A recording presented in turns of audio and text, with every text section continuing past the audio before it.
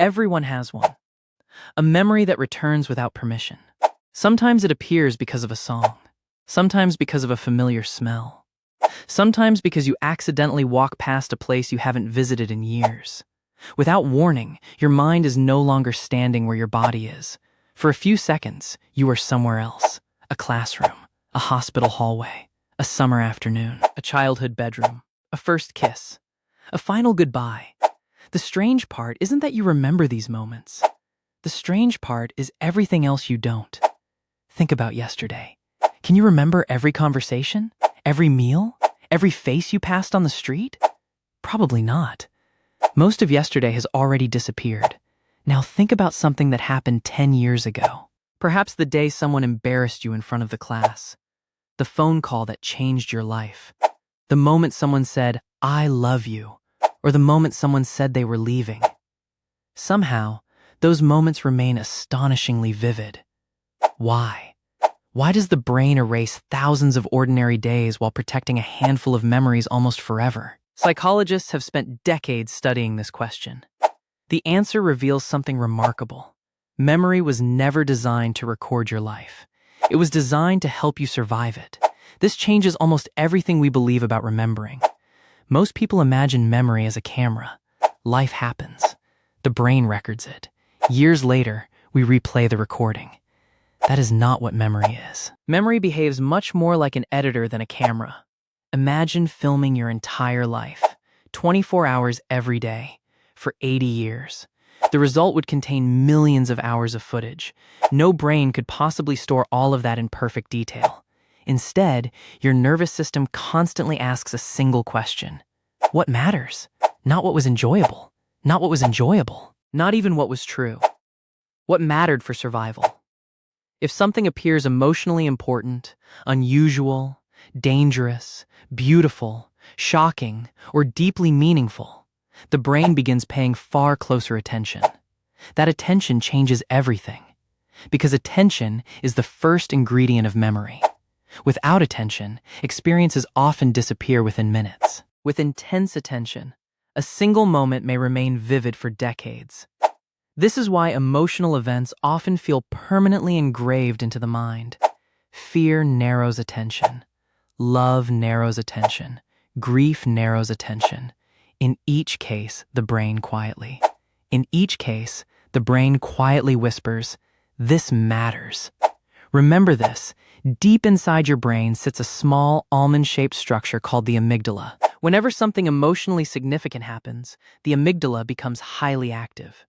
Rather than storing memories itself, it sends an urgent message to nearby memory systems. This experience is important. Save it. The stronger the emotion, the louder that signal becomes. At the same time, another structure called the hippocampus begins organizing the details. Where were you? Who was there? What time was it? What happened first? What happened next? Together, these systems create something psychologists sometimes call emotional memory. This explains a curious phenomenon many people have experienced.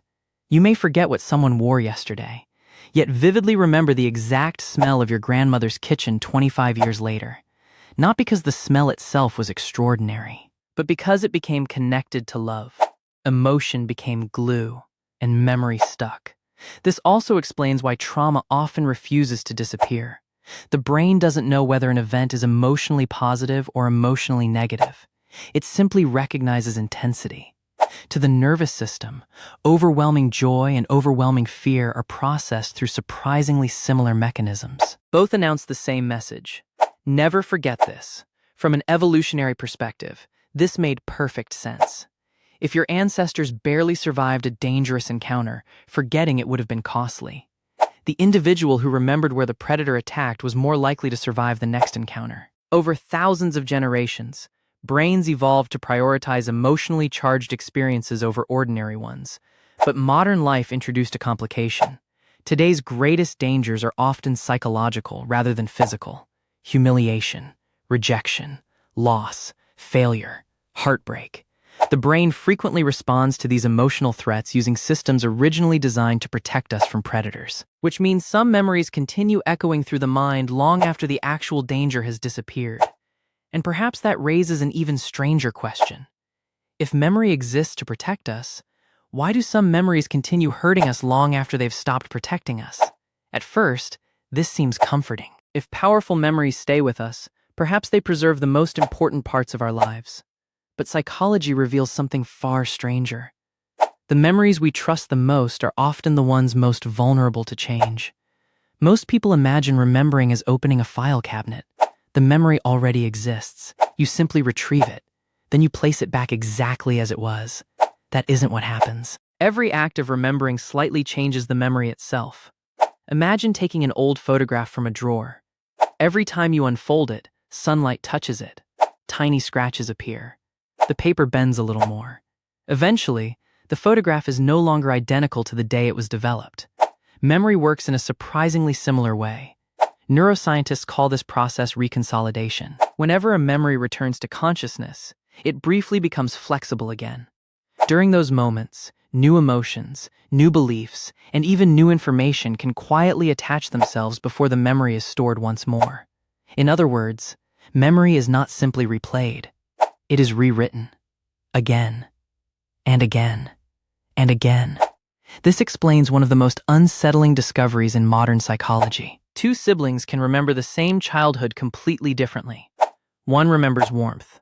The other remembers loneliness. Both sincerely believe their version is accurate. Neither is intentionally lying, because memory does not preserve objective reality. It preserves personal meaning. Every time your life changes, your past quietly changes with it. The events themselves remain fixed, but the story your brain tells about those events keeps evolving. This is why old photographs can produce such unexpected emotions. You may look at a smiling family picture and suddenly remember tension that never appeared on anyone's face, or discover happiness in a moment you once overlooked. The photograph stayed the same, you changed, and so your memory changed with you. Perhaps nowhere is this more visible than in what psychologists call flashbulb memories. Many people vividly remember exactly where they were during major historical events. They often describe astonishing detail: the weather, the room, the conversation, the clothes they were wearing. Confidence feels incredibly high.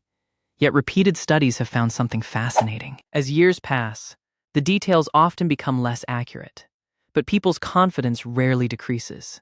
In fact, confidence sometimes increases. The memory feels clearer, even while becoming less correct. This reveals something deeply human. The feeling of certainty is not the same thing as accuracy. Your brain is remarkably skilled at creating stories that feel complete. Whenever small gaps appear, the mind quietly fills them, usually without you noticing. This isn't a flaw, it's a feature. Human memory evolved to create useful narratives, not perfect recordings. This also explains why eyewitness testimony, despite sincere honesty, can sometimes become unreliable. People don't intentionally invent memories. Instead, the brain naturally reconstructs incomplete experiences into coherent stories. The more often a story is repeated, the more familiar it becomes. Eventually, familiarity begins feeling like truth. This phenomenon helps explain why certain painful memories grow stronger over time. Imagine replaying one embarrassing moment from high school hundreds of times. Every replay strengthens particular emotional pathways. Gradually, the memory becomes less like a historical event and more like part of your identity. You stop thinking, "That embarrassing thing happened." You begin thinking, "I am the kind of person that happens to."